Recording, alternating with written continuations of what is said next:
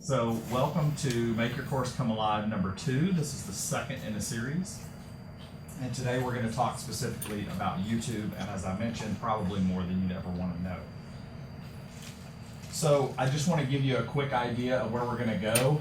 The first thing that we'll talk about are some statistics, and then we'll talk about setting up your channel, changing some settings and things there. Then we'll talk about actually creating video with YouTube and the different ways that you can do that. And then we'll talk about, well, okay, so I've got video on YouTube, now what I do with it. Because more than likely, students are probably not going to seek you out on YouTube. More than likely, you're going to have to give them a link to your video or drive them to your channel or something like that. So we'll talk a little bit about that. Like, how do you share that? So first, let's just talk about a few interesting statistics that I found about YouTube. There are 800 million unique users to YouTube every month. There are 4 billion hours of video watched every month. 72 hours of video are uploaded every minute to YouTube, 24 hours a day. I mean, it is an absolutely incredible amount of information that's there. About 70% of YouTube traffic comes from somewhere other than the United States. And then as far as mobile devices go, traffic from mobile devices tripled in 2011.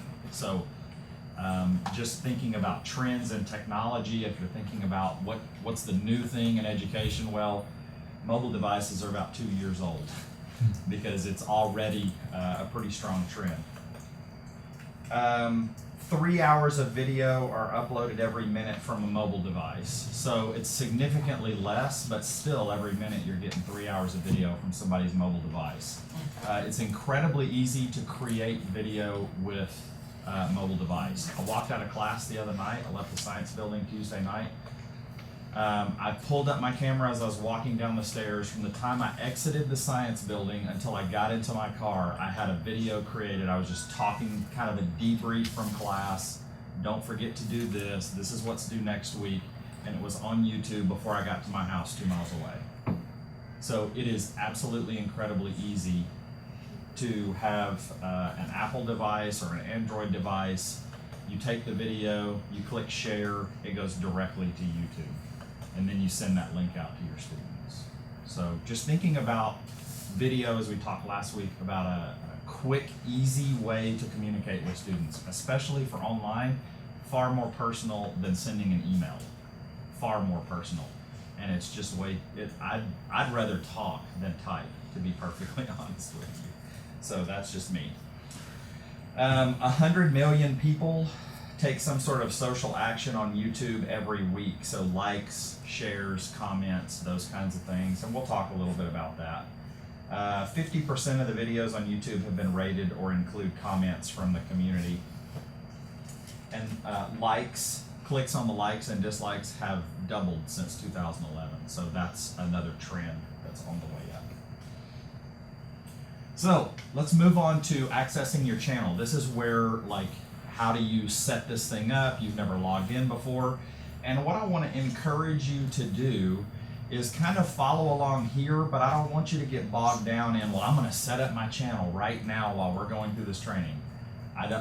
While you can do that, that is not necessarily advisable because, as I mentioned, we have many slides, all with screenshots. It'll be real easy to come back to this and kind of click through the presentation and look at your slides. In fact, I even have a link at the end of the presentation to my notes, word for word.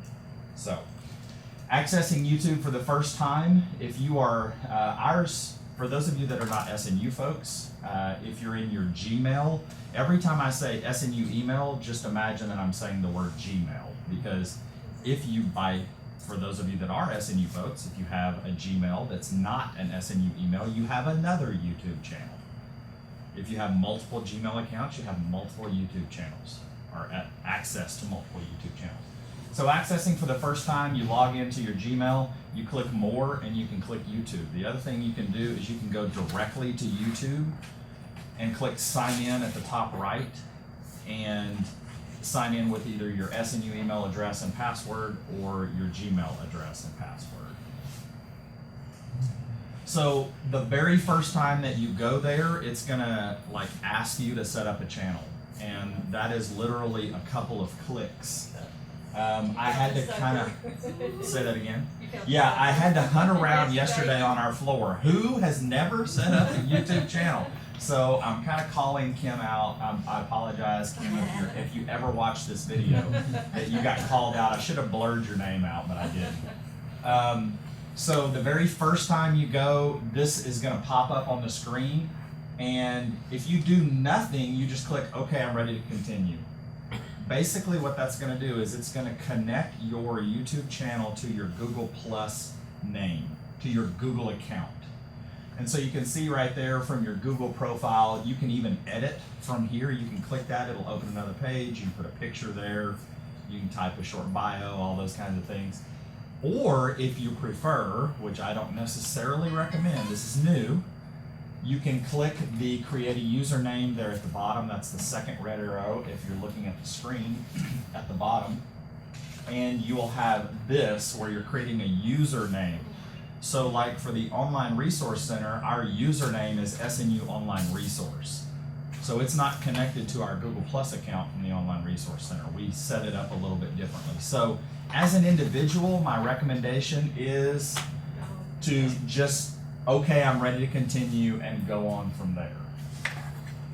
Once you get through that, basically you now have set up your YouTube channel. Now there are some settings that we're going to look at, and this is what it might look like. You would probably have some different recommendations. It's kind of like a feed.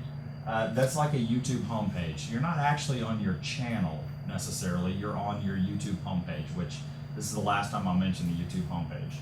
So how do you get to your channel? If you click your email address in the upper right-hand corner, it opens up this drop-down menu, and you can click My Channel, which is where the red arrow is there. If you click My Channel, it will then take you to your channel. Now, if this is your first time getting into YouTube, you probably don't have any activity there because you just set the channel up. So you haven't uploaded any video. There's probably not even a picture there. You have 0 subscriptions, 0 views, all those kinds of things. Well, we need to go ahead and set up some things on our channel. So we're going to click the channel settings in the upper left. And again, this is like click through, and I apologize for that. This tells you an overview. Now, remember earlier I said that this is connected to your Gmail address. This is where you can come if you change your mind. Okay, I really want to set up a YouTube username on my channel, and I don't want it connected to my Google Plus account. Notice right underneath the email address in the center of the screen, it says disconnect channel from Google Plus. That's going to take you back to that create a username screen. That's going to pop up there, and it's probably going to say something like, are you really sure you want to do this? And so, again, not recommended, but it's an option. So let's look at the features, like what kinds of things can we do with our channel, or what kinds of things do we need to be concerned about? One of the things that you'll notice is right there where it says account status and the name of the user, it says verify right there. This is something that, again, is optional. You don't necessarily have to worry about this, but I want you to be aware of it. Because if you don't verify, notice down here, it says unlimited uploads. If you don't verify, you can never do unlimited uploads. You're limited to 15 minutes tops on your video on YouTube. Now, what did we learn? This is a time for review, those of you that were here last week. What did we learn last week that's best practice for using video in a course as far as length goes? Yeah, shorter is better.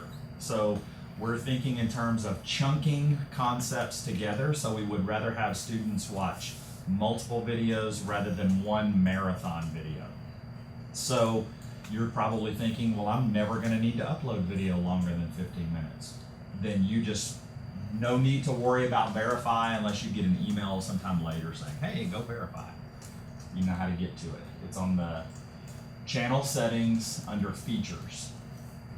Some other things that you'll notice here, we're a brand new channel, so we haven't had any time to do anything wrong. So community guidelines, we're in good standing. Copyright strikes, we're in good standing. Basically, if you upload copyrighted material, Content ID, they have like a program that runs on every video that's uploaded, and it recognizes copyrighted material. Every major broadcast television channel is a part of that Content ID program. Bands, music labels, I saw a number that said how many organizations are a part of that Content ID. So basically people are saying that's our content. And so if they choose to, they can say, if our content is uploaded, you need to get rid of that video, and YouTube will delete your video for you. If it's a band or something like that, and they've said, okay, our music can play, we want to make money off of it, then there may be some sort of ad that shows up or something like that where they say, oh, you can go and download this whole entire CD for this much money from this website or something like that. So you have options there. Let's see, what else do we need to see here? That's really the main thing. The rest of this stuff down here, you can really just leave all of this.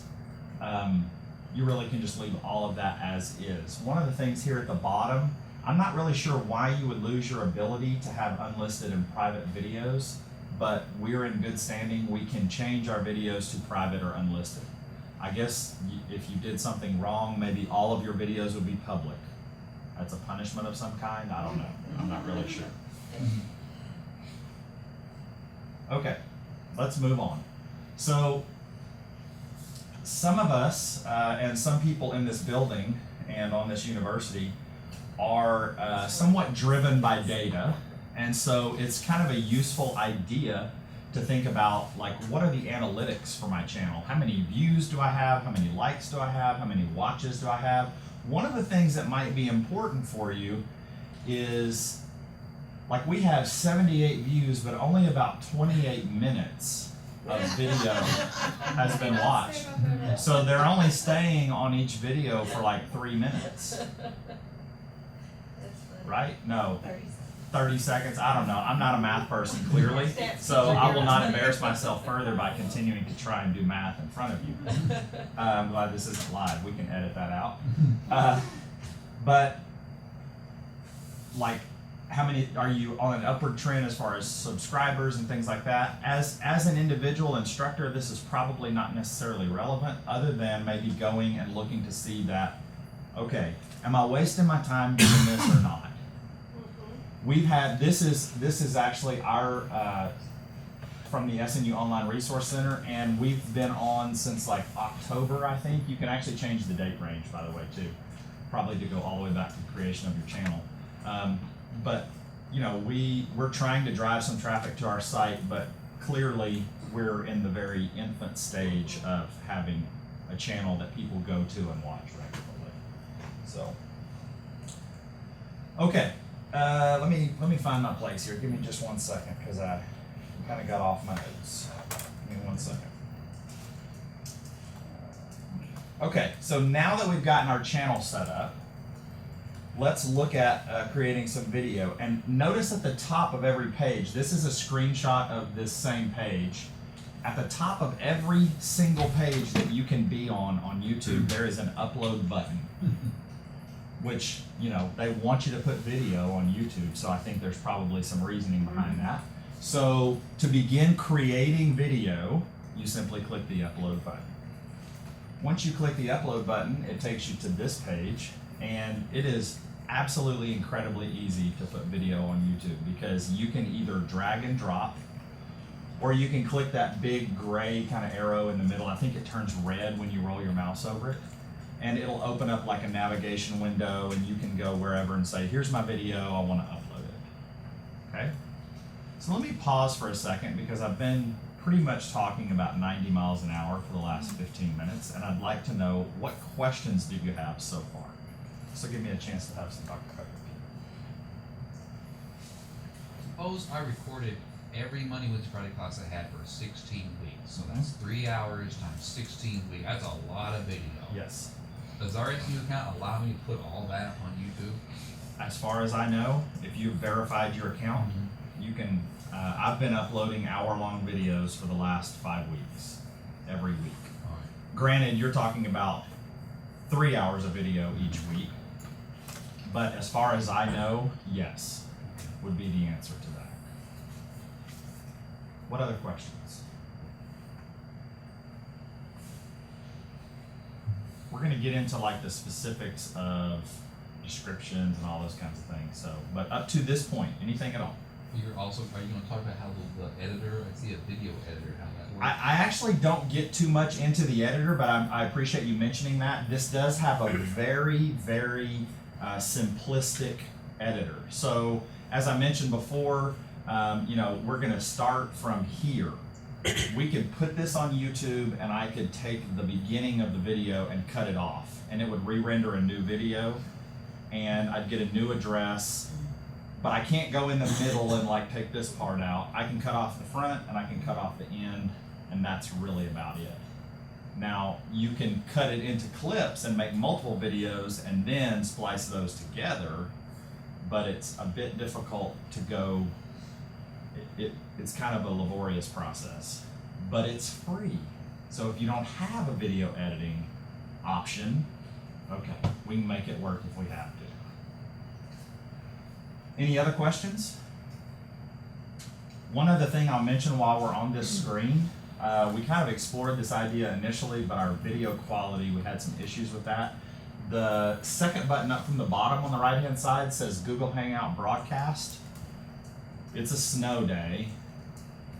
You get on, you broadcast, you're now broadcasting live on YouTube. You tell your students the address of your YouTube video, and they come and listen to you.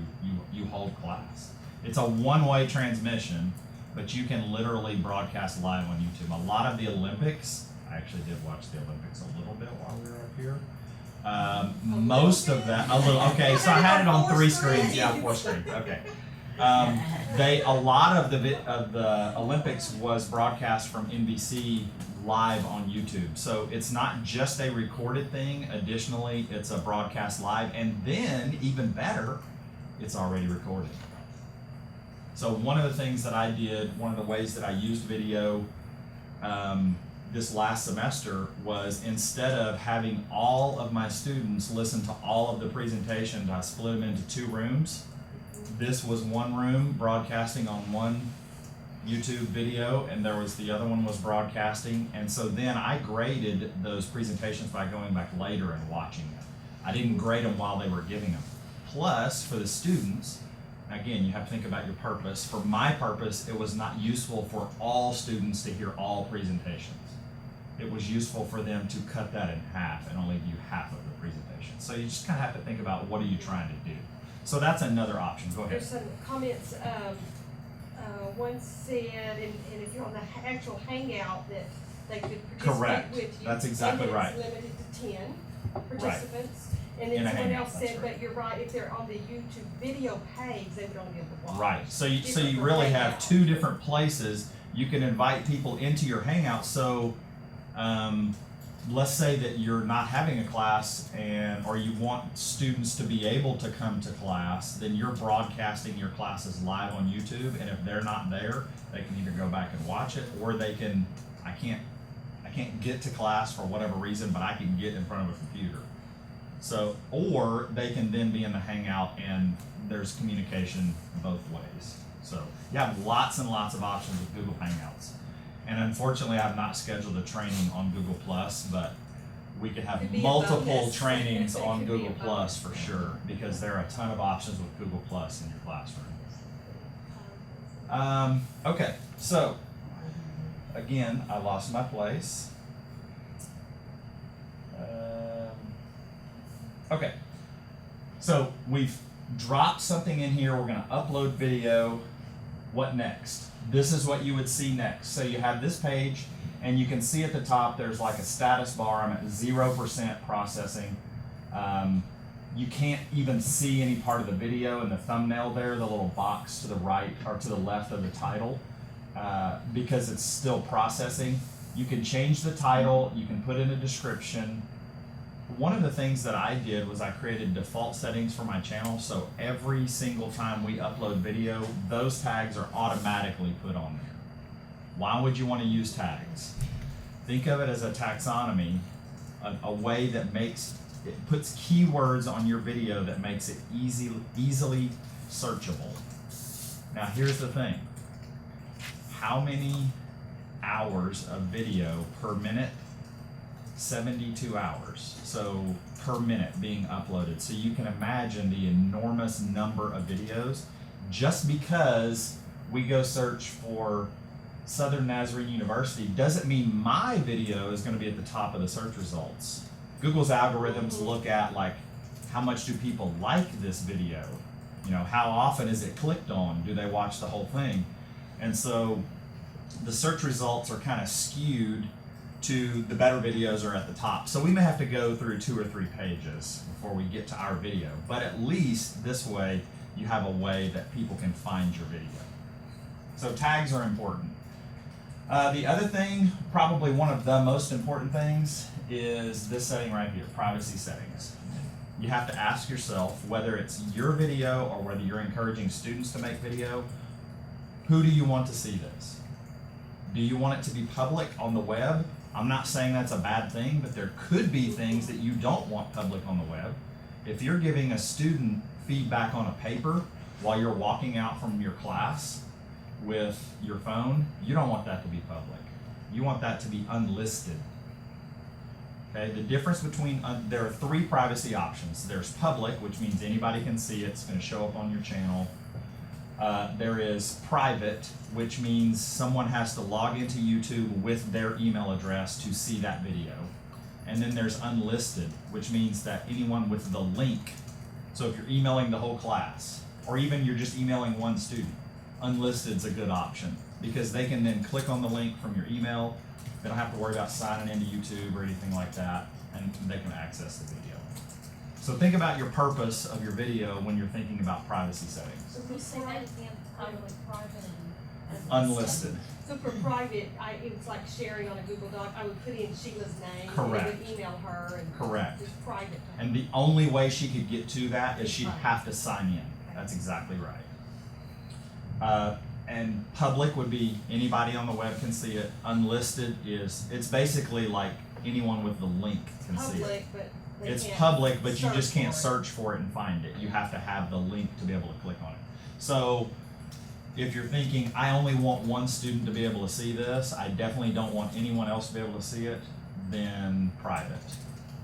But what's to stop them from going, dude, come see what the professor said to me, right? I mean, that's on them if they do that, so. The other thing that I'll just mention here briefly is the category. I have our default category set as education, so when I upload stuff, it goes, there's like art, film, comedy, music, there's all kinds of categories. And so when you go to YouTube, you can browse categories, and video that's in there you kind of search by subject or browse by subject.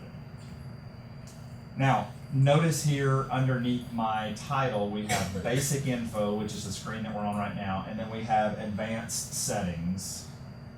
And so if we click advanced settings, we have a ton more options. If you don't want people to have comments on your videos, you can uncheck that. If you want to approve comments, you can choose from the drop-down list, go from all to approved, where you'll get an email, someone's commenting on your video, you can click approve or disapprove, whatever. Voting on comments, ratings on videos, allowing video responses. License and rights ownership. You have 2 options. There's the standard YouTube license, which I probably should have spent more time researching the YouTube terms of service. I could probably describe that better. And then there's Creative Commons. The Creative Commons option, you're saying that anyone can take my video within the YouTube video editor and edit that into some other video. So if you're a reuse, reshare, attribution kind of person, Creative Commons might be an option. If you want someone to splice something out of your lecture or something like that and put it into another video with someone else's lecture or who knows what, then Creative Commons. Otherwise, they're not going to have access to that. Only you're going to have access to edit your videos. Yes, ma'am. How would I know that if I'm looking at a video? How would I know if they allowed? That's a good question, and I'm pretty sure that it would say somewhere on there. I do know that when you go into the editor, you can search for video to like edit, and the only videos that are going to show there are ones that have given permission to like splice my video up and put it in with something else. Okay. So good question. Yes, ma'am. If you check unlisted, but here you put the common, and then that one person who you had it unlisted for, could they take it then and edit it into? Anybody with the link could then take it and edit it. Okay. But I think if you searched in the editor, I don't think you could. I'm not really sure how that would work, to be honest. If you're thinking that you want people, if you're doing Creative Commons, you probably would want to put it as public, I would think. That's my guess. Other questions? Good questions.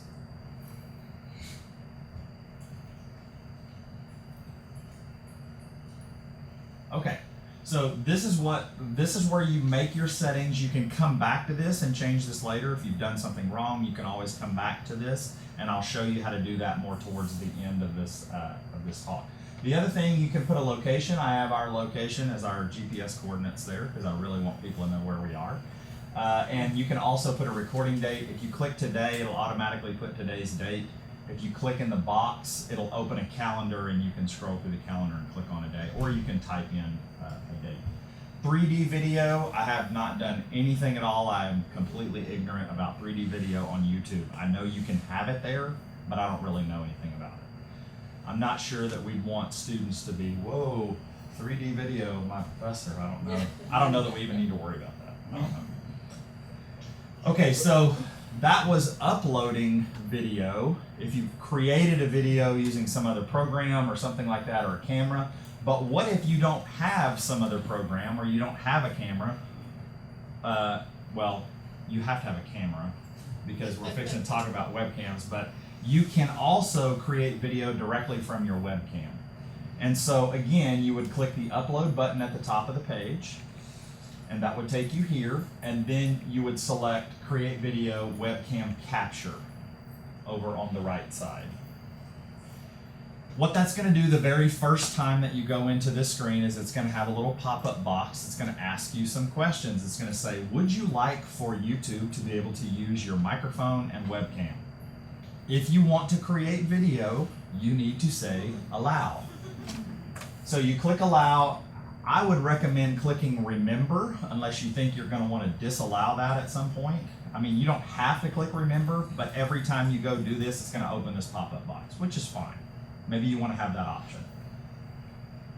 But before you click close, I would recommend, I'm doing this with these pictures like this so you recognize I'm clicking a tab. So there's a tab there, this little microphone tab in the same window. I'm sorry, that is small. I see some of you squinting. The drop-down menu, if you have multiple microphones hooked up to your computer, you can choose the correct microphone from the drop-down menu. When you're talking, this is actually a mic meter. If it's picking up your voice, you should see a little green meter when you're talking. And it should move relative to how loud your voice is. You can turn the volume up and down. I've never clicked reduce echo, honestly. Should we click reduce echo? Sure, click reduce echo. I don't know what it'll do, honestly. I've not ever experienced a problem of echoing on when I recorded to YouTube. Again, before you click close, there's actually a camera tab there. It's gonna be in the center. Nope, sorry. There we go. Camera tab. If you have multiple cameras hooked up, you would need to select the correct one from your drop-down list. Then you can click close. Then you're ready. Then you should get something like this that will pop up on your screen, except it won't be me on your screen, it'll be you on your screen. And additionally, again, you'll have a microphone meter over here above this little speaker. You'll see a green line that as you talk louder, it'll go higher and things like that. Start recording. That's it. I know that seems like a lot of steps, and I keep saying it's incredibly easy, and now I'm like, wow, we're like 30 slides in, and we haven't barely even recorded anything. Once you get your things set up, you go and you click Start Recording. You click Stop Recording, and you come back to this same exact page where you were when you uploaded video, except it's going to be for your new video, and the title is going to be something like Webcam Capture with a date and time stamp. Change the title. Who wants to scroll through a bunch of videos on your channel that's like Webcam Capture, January 31st, 1,423 hours or something like that? I mean, nobody wants to do that. So put a title, make it a title that gives people an idea of what the video is about. I recommend putting a description. Again, these are all the same settings that we did when we uploaded video. Questions about creating video, either uploading or on the webcam? Just ask, don't raise your hand because I'm looking at my notes.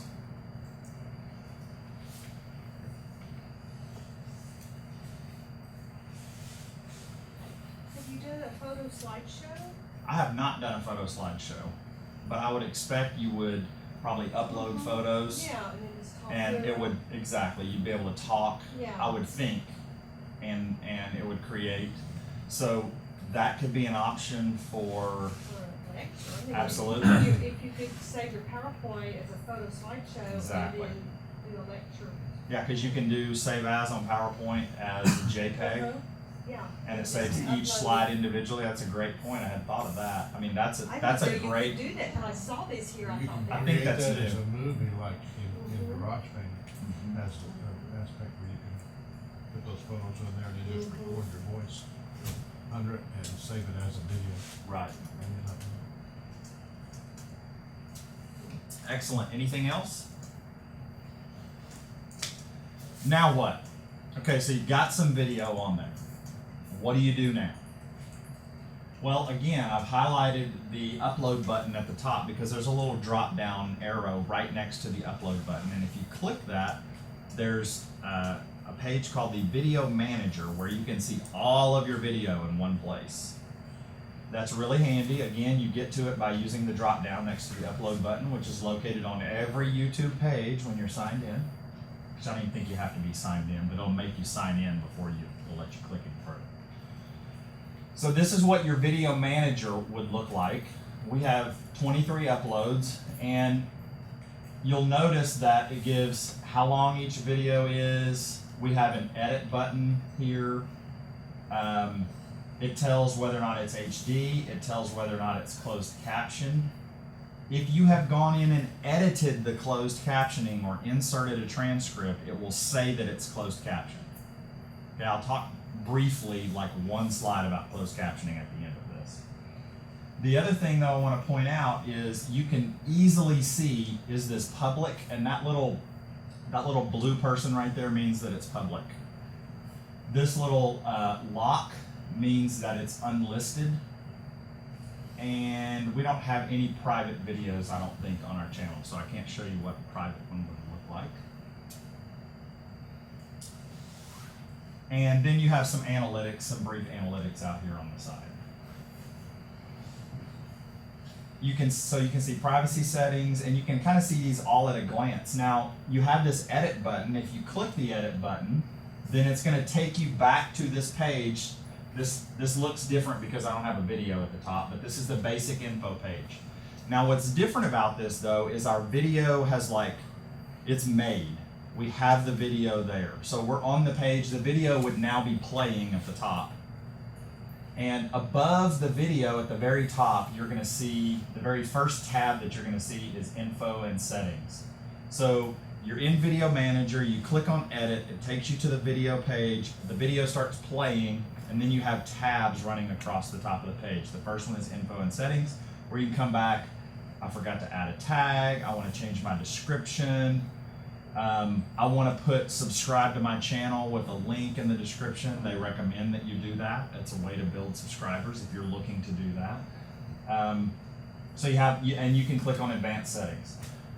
The next tab over at the top is Enhancements, which I personally think are this is the most useless tab. in YouTube, because you can do all these fancy things over here. Now, if you have poor quality video, it'll autofix, it can stabilize, if it detects camera shake and things like that, which is nice. All of this other stuff here, I mean, we talked a little bit last week about creativity. We're talking about creativity in the project itself, not creativity in the look of our video. So again, it's okay to disagree if you think that this would be useful, but you can make it black and white, you can do it HDR style, you have all of these options, and basically you click it, and it has an original and a preview, and I haven't clicked on anything, which is why the original and the preview look exactly the same. Basically, if you do that, it's going to reprocess your video. It's going to do something to every single frame, so it's going to take a little while. Your video will be offline for a little bit. Actually, no, the video would not be offline. They would still see the old version until the new version was done, and then it just kind of covers that version up. It doesn't change your address, the video address, so if you've embedded it somewhere or linked to it, not a crisis. There's a revert to original version. Is it up there? Oh, at the top, yeah, revert to original. So I think you can always undo it. Basically, you're creating another copy of that video, and it's going to play in that place. So you do have some options there, and you can see this trim button right here. I think this is where you could cut some things off. We're not actually in the editor though. The editor looks a bit different because the editor has options for audio and things like that. So this is for basic like trimming, but we're not going to splice any videos together. This would be, I want to change the look of it, and I want to cut the first 30 seconds off or whatever. You could do that here. Have you ever tried the blurring with faces? I have not. I just noticed that this morning actually. Here's the thing about YouTube, well, about Google in general. They're always adding something new. I mean, I think that's brand new because I've been looking at this for a while and I've never noticed that before. So that could be brand new today, I don't know. Oh, by the way, you do have the option, combine multiple clips and publish new videos, try the YouTube video editor. So you can click directly from here and go to the editor. I did a video last week. I was walking, and I didn't realize I apparently walked like this. Oh, okay. And it said, "We noticed you were a bit shaky. We can fix that for you." And it did. And it worked. Really? Yeah. That's crazy. Yeah. That's pretty crazy. I'm trying to walk straighter. Trying to change your Put a posture, book right? on my head. Okay. Okay, the next tab that you'll see at the top is Annotations. You've probably all watched a video on YouTube and some speech bubble pops up, subscribe to my channel or whatever. These can be annoying, so what I'm saying is only use these if you really think you want to do that. I have added some annotations to our channel, so every time somebody watches a video, our logo is at the top corner. So that's one thing you can do. That's a channel setting, not a specific video setting. But that's what an annotation is. It's something extra that pops up on the screen. And you can change like font size. You have different options for annotations. You cannot actually link to an outside source. They have specific links that you can put in here. That's a channel setting. You have to get verified. It's basically, if you're going to monetize your videos, then you can link to things in annotations. Otherwise, you're not going to be putting any links in there at all where people could just click and go somewhere. So before you're thinking, oh, I could link to my courses or to this, I'd love on these videos to be able to link to this presentation, but they won't let me do it. So it is what it is. Okay, last thing here, captions. We're going to have a whole hour-long training about captions, but here's what I'll say. This is the last far right tab on the top after you've clicked Edit in Video Manager. This is what it looks like. You have some options here. One of them is to upload a caption file, which none of us in this room, I can tell you right now, have the ability to make a caption file. We can make a transcript and upload a transcript, and YouTube will make a caption file. It's actually a .ccf, closed caption file. It's its own, it has timestamps with words, basically. And you could then download that later, but you're not ever gonna upload a caption file, probably, to YouTube. None of us will do that. The really important thing though is because we're speaking English, it's going to automatically caption the English language. Now they do have some other languages that they'll caption. They're in like 56 countries or something like that right now, YouTube is. I don't know that they can caption in every language, but fortunately for us, it will caption automatically in English. That's a mixed blessing. It's good because it gets some captions on there. It's bad because it's not the most accurate captioning service in the world. Again, it's free, so just, you know, you get what you pay for. But here's the great part about that. I could click on this caption right here, and it would then begin to play my video and would open up a caption editor, and I could go in and fix those captions. I hope nobody from TechSmith is watching this, because my preference for closed captioning is closed captioning in YouTube because it's easier to edit. That's just a personal preference. You may find some other completely different experience, but for me, it's far easier to edit captions here. So you go through, you watch your whole video. It takes you about 2 to 3 times longer to caption it than it does to watch the video. So if your video is 5 minutes long, you can spend about 20 minutes probably editing those captions, depending on how well you speak. So once you do that, then you click done. Then you have, it would show up just like this, except right above it now, there would be English and it wouldn't say automatic. So you have another caption file, another option when people click this little CC button right here. They could get automatic captions or they could get English captions, not automatic, that you've edited. Did you mess up on that caption track? You can disable it, you can delete it, you have options there as well. So it's really, again, for a free service, it's pretty cool as far as doing some captioning things. And we'll spend a whole training in 2 weeks. I believe the date of that is February the 15th, if you're interested in closed captioning.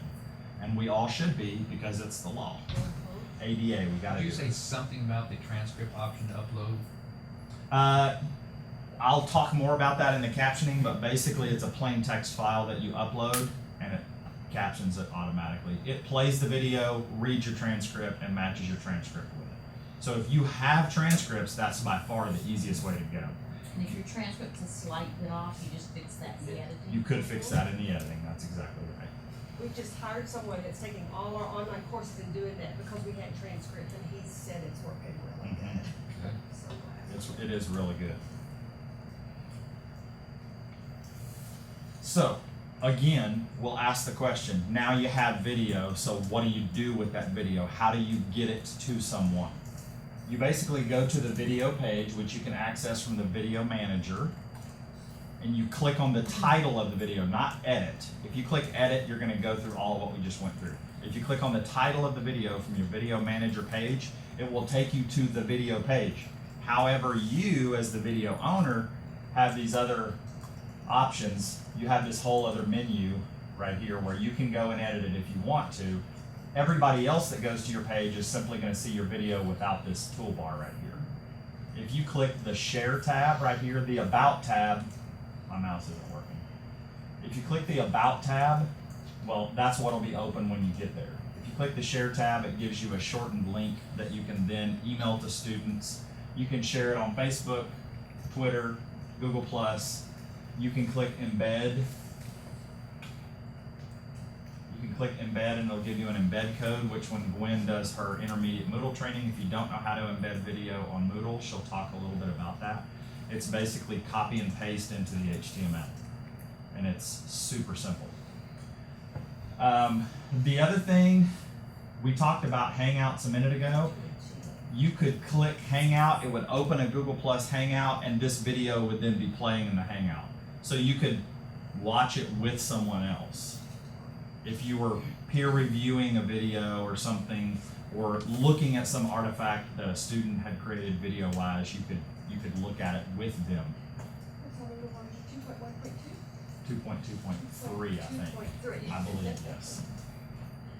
The other thing that I want you to notice here about this share link, you can actually tell it to start at a particular point. So if there's a really important piece, 10 seconds in or whatever, and you don't want the students to even worry about watching the first 2 minutes or whatever, you can go to that point in the video, click share, and then, or change the time over there and check mark that, and it'll change this, it'll change the link that you have.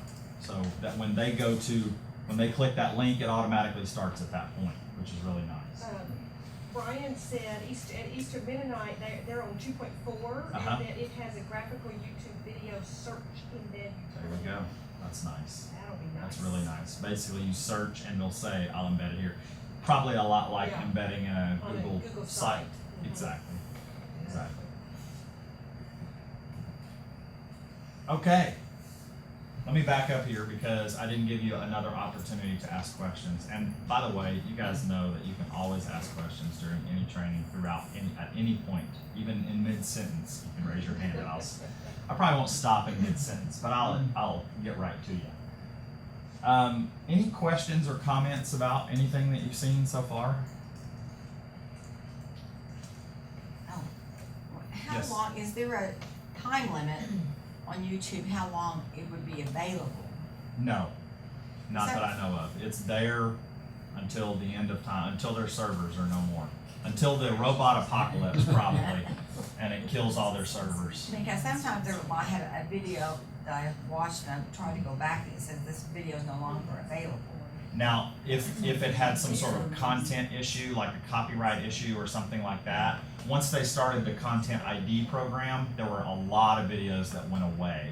And usually you'll get a link that says, this video has been removed by the content owner or at the request of the content owner or something like that. So it's not an automatic, after it's been out 2 years or No. something goes off. Absolutely not. Kimber has a good point.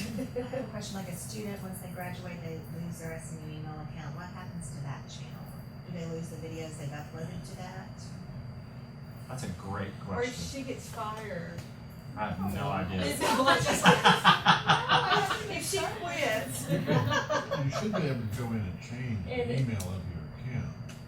And it's set up. You might be able to do that. I do know that as the owner of a video, you're not in violation of YouTube's terms of service. In fact, from the video manager, you can actually download an MP4 of your video There you go. Download everything and then put it on another channel. Exactly. Now, I will tell you this. I do know in YouTube's terms of service, if you are a keepvid.com user or whatever, if you take video off of YouTube, you are violating YouTube's terms of service. And if they catch you doing that, they can suspend your account. So you can do that at your own risk. But as a video owner, if you've uploaded video, whatever, you can go in then and download that. You can download an MP4 of it. She keep that there. I'm afraid they're about to leave. Okay, last thing I want to say is we would really like for those of you that are not SNU folks to please give us an evaluation of this training. You can use that first link there, and then just as a reminder, SNU faculty that want to get training credit for this, please use the second link. So, very appreciative of you guys coming today. I'll hang around if you have questions or comments. Happy to do that. And I would, for those of you that are in the room, we're doing a